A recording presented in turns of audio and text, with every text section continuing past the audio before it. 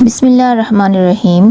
السلام علیکم میرے پیارے ساتھیوں۔ گورنر نجم الدین ایوب کافی عمر ہونے تک شادی سے انکار کرتا رہا۔ ایک دن اس کے بھائی اسد الدین نے اس سے کہا، بھائی تم شادی کیوں نہیں کرتے؟ نجم الدین نے جواب دیا، میں کسی کو اپنے قابل نہیں سمجھتا۔ اسد الدین نے کہا، میں آپ کے لیے رشتہ مانگوں؟ نجم الدین نے کہا، کس کا؟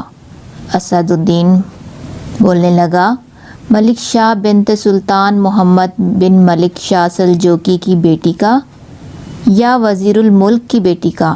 نجم الدین نے کہا، وہ میرے لائق نہیں۔ اسد الدین حیرانگی سے، پھر کون تیرے لائق ہوگی؟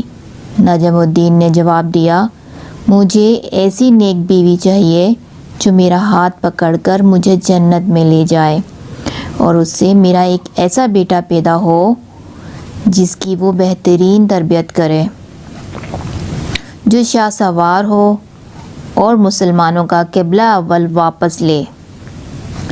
اسد الدین کو نجم الدین کی بات پسند نہ آئی اور انہوں نے کہا، ایسی تجھے کہاں ملے گی؟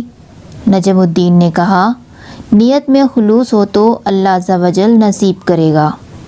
ایک دن نجم الدین مسجد میں تقریت کے ایک شیخ علم کے پاس بیٹھے ہوئے تھے۔ ایک لڑکی آئی اور پردے کے پیچھے سے ہی شیخ کو آواز دی۔ شیخ نے لڑکی سے بات کرنے کے لیے نجم الدین سے معذرت کی۔ نجم الدین بھی سن رہا تھا کہ شیخ لڑکی سے کیا کہہ رہا ہے۔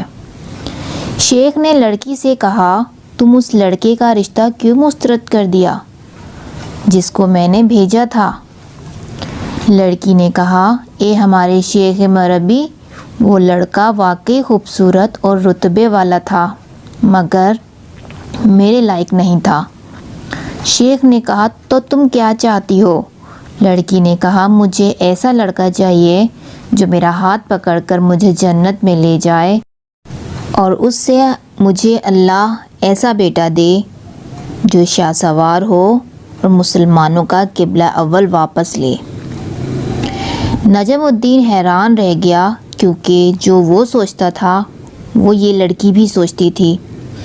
نجم الدین نے جس حکمرانوں اور وزیروں کی بیٹیوں کے رشتے ٹھکرائے تھے، شیخ سے کہا کہ اس لڑکی سے میری شادی کروا دیں۔ شیخ نے کہا، یہ محلے کی سب سے فقیر گھرانے کی لڑکی ہے۔